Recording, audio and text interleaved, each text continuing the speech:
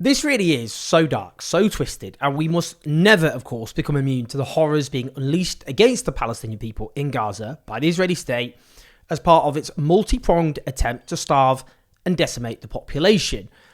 This includes, as we'll discuss, Israel reportedly allying with ISIS-linked armed gangs to starve the people of Gaza.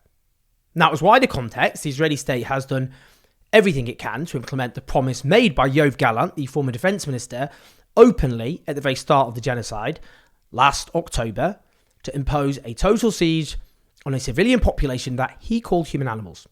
The different means that Israel has deployed to deliberately block aid from getting in has been documented with overwhelming evidence over and over again by the United Nations, aid organisations, human rights organisations, Palestinian journalists, and so on. Indeed, notably, two US government agencies, the US Agency for International Development and the State Department's Refugee Agency, concluded that Israel was deliberately blocking aid from entering Gaza this April, which the US administration simply chose to ignore because it would legally, if accepted, impel the US to stop supplying Israel with weapons.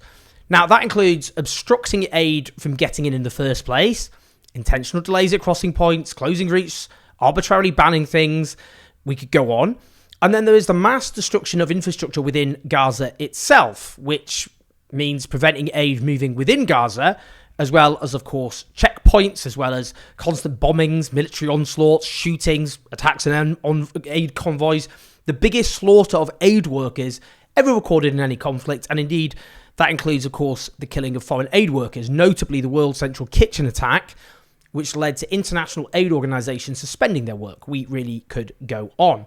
Now, back in this October, the US administration sent Israel's regime a letter listing the various ways that Israel is clearly obstructing aid from getting into Gaza and around Gaza. Now, this was all for show for the election, and indeed, as soon as the election was over, they made clear they weren't going to take any action, despite aid agencies saying Israel's deliberate siege was worse than ever, and aid reaching Palestinians by October fell to the lowest point since this genocide began.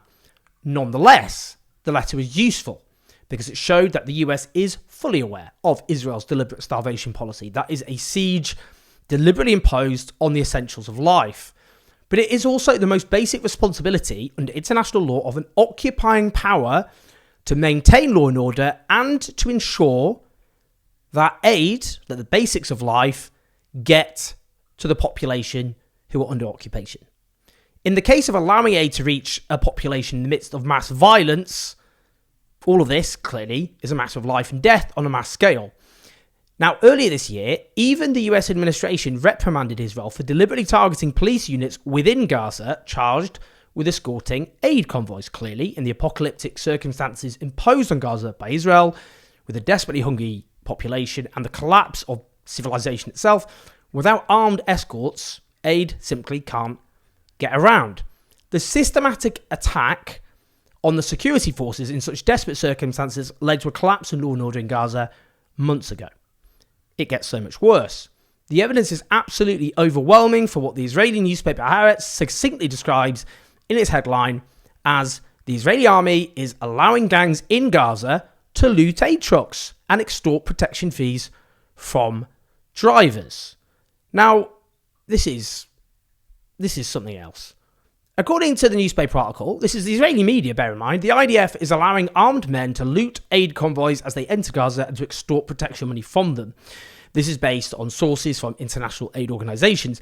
Note, by the way, why these are anonymous sources, because aid organisations are desperate not to give Israel any excuse to block them from operating them at all, which hugely curtails their freedom of speech.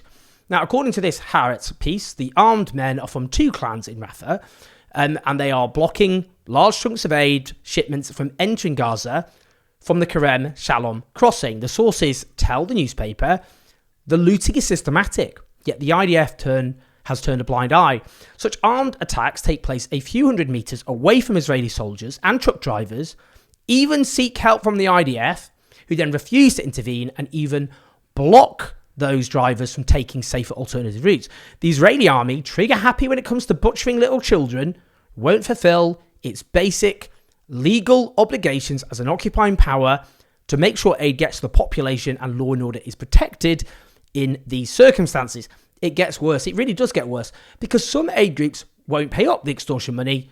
So where does the aid end up? It just ends up sitting, or rather rotting, in warehouses. And guess who controls those warehouses?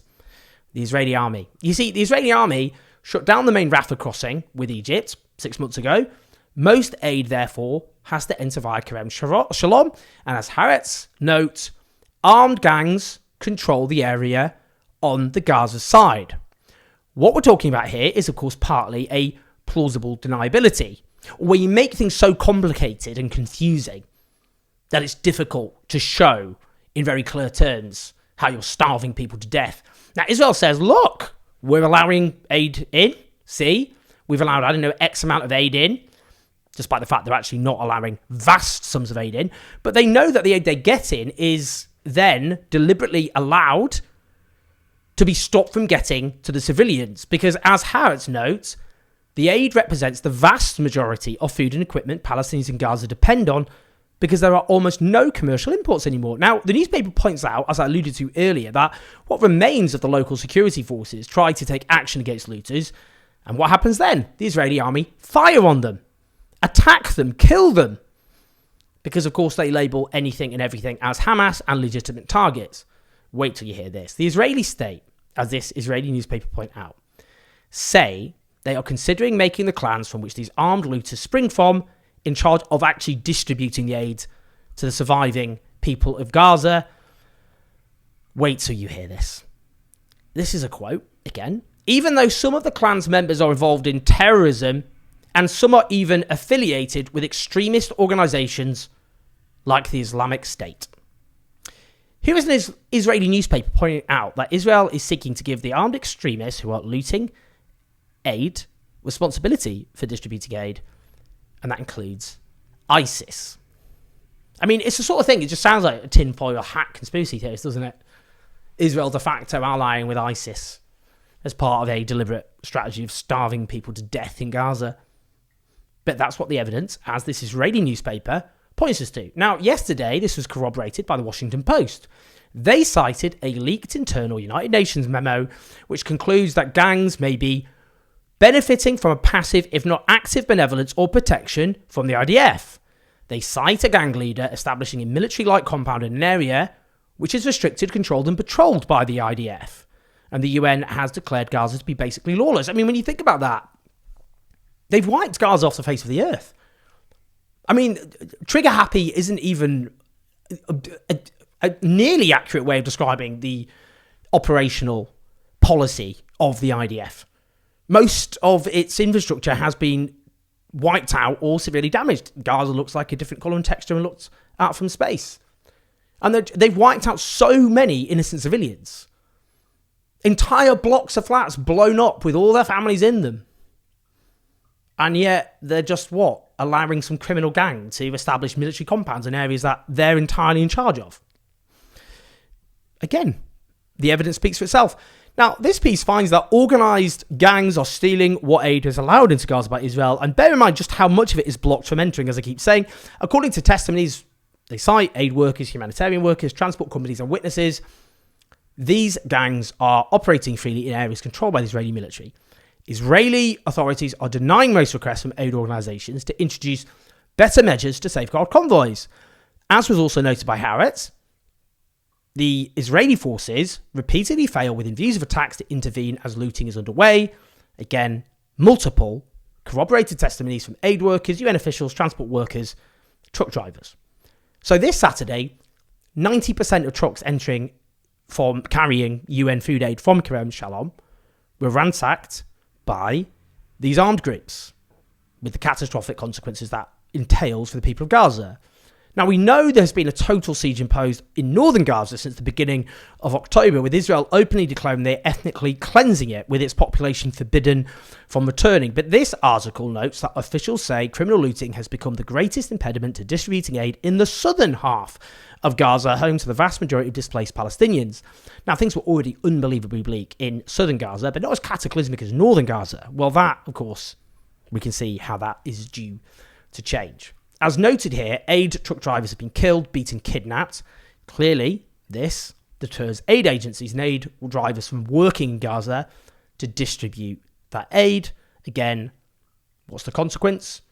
Gazans, Palestinians in Gaza, don't get food, don't get medicines, don't get the essentials that are needed to sustain life. And here is a harbinger of Gaza's proposed future. The gangs identified here are opponents of Hamas, indeed, who've been targeted by Hamas. But these gangs, and we'll talk about this more in terms of the completely apocalyptic future of Gaza, well, we will talk about in depth, because what's been proposed is basically to put the people who remain in Gaza, what's left of them, in de facto concentration camps. And these gangs will rule the roost. Now, there was another crucial article at the always excellent Dropsite News website, which discusses how surviving members of the Palestinian security forces killed at least 20 members of an organised gang alleged to be looting aid trucks, and offers even more detail about this pillar of Israel's genocidal onslaught. The point being made here is this looting has been done by collaborators with the Israeli occupation. Again, pointing to what this is all heading towards. Very clear what's happening here. Israel has de facto allied with criminal collaborators, murderous collaborators, including ISIS, in Gaza as part of a systematic attempt to starve its population. As was reported last December, Benjamin Netanyahu tasked his top advisor with plans to thin out the Palestinian population in Gaza to a minimum. Not even subtle. This is genocide. Now, I just wanted to finally flag a few things. I've told supporters on Patreon already, but I've set up a Substack for a few reasons. I want to do more original written work, obviously, including investigative work and reporting. Separate from that, I'm finally about to publish a big piece of investigative work on the BBC and its reporting on Israel and Palestine. That's taken months and a huge amount of time and resources, including a lot of legaling. I also want to post written versions of the videos I'm doing, because one of the things I think you can see I've been trying to do on this channel is to document the genocide as best I can. But that's much better done if it's written down, archived and searchable, if I'm honest. But I also want to use Substack to expand and professionalise what I do more broadly. And one of the reasons I'm trying to move there is because Twitter is becoming a imploding far-right cesspit, and I want to put more effort into investing into countering the far-right's unfortunately hugely effective use of the internet, which I'm afraid is a big problem. My Substack's so far empty, but that will imminently change. It's owenjonesjourno.substack.com. I've also set up an account on Blue Sky. You can find me there simply at Owen Jones, all one word. And finally, I'm working on a book called The Fall of the West, which has themes which are obviously linked to a lot of what I talk about on this channel. I'll let you know more about that as soon as I can. As ever, please like, subscribe, leave your comments, your thoughts, help take on the genocidal media. If you can, if you want to, Owen at patreon.com/OwenJones84. Listen to the podcast. I'll speak to you soon.